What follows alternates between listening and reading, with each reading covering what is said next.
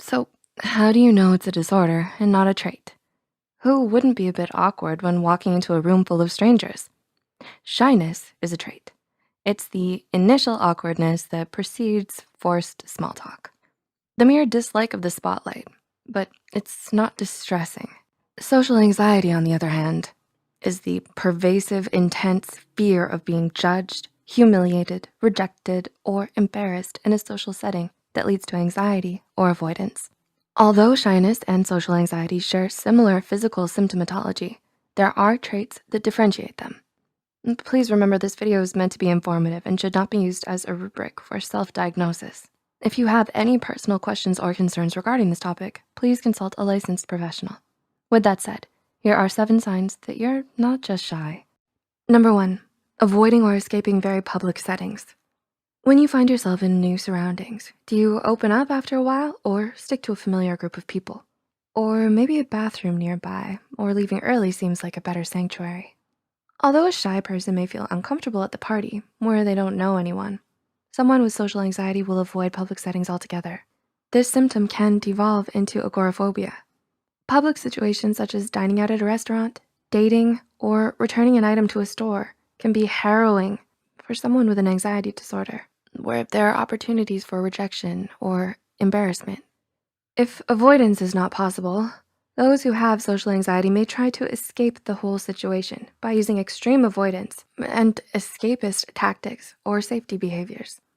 The problem with safety behaviors is that they provide the illusion of surviving the event. However, you still feel guilty for not controlling your anxiety. Number 2, feeling very self-conscious in front of others. Do public settings make you feel uncomfortable?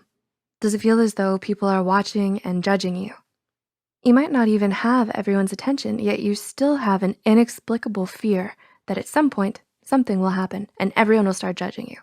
To someone who doesn't suffer from social anxiety, this might sound illogical, but that's the thing. Social anxieties sometimes don't have logic. They can arise at the most random moment and make you suddenly feel as though the spotlight has fallen on you. Some physical symptoms involve sweating, heart palpitations, and panic attacks. Number 3, fear of physical symptoms that may cause you embarrassment. Can you feel a certain set of physical symptoms kicking in as soon as you step out? Do you constantly cool your burning cheeks with the back of your hands? One way social anxiety can pass as shyness is through physical cues. Both have physiological similarities, such as blushing, sweating, rigid posture, and trembling. However, for someone with social anxiety, their bodily response can make them anxious. These physical symptoms add to the workload of stepping out into society. You constantly worry about how others might judge you for displaying these outward symptoms. Even having your mind go blank for a few seconds can make you feel like you left a poor impression. Number 4, fear that others will notice that you look anxious. Are you quick to avert your eyes after a quick greeting? Are you more comfortable looking around while interacting with others? While shyness can be the initial driving force, it wears off with time to the point that you become comfortable holding steady eye contact.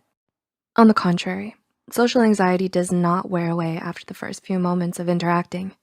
As you feel its presence, all the while you are reluctant to engage in open interaction. Since your social anxiety is a tangible experience for you, you fear that it's also noticeable for those around you, thus producing more anxiety.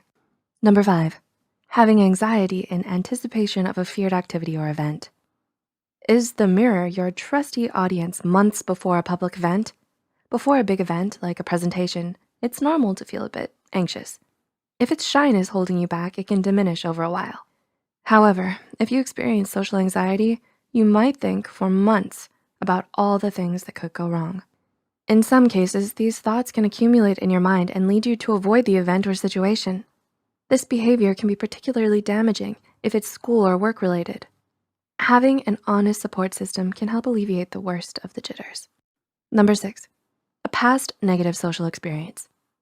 Is there a rigid memory of things going awry in a social setting?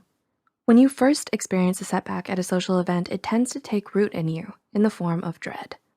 However, if it was just shyness, the next time you encounter such a setting and come out unscathed, some of that dread chips away. But when you're socially anxious, no amount of chipping away is sufficient. You are always expecting the worst possible consequences. You lose interest in even working on basic social skills.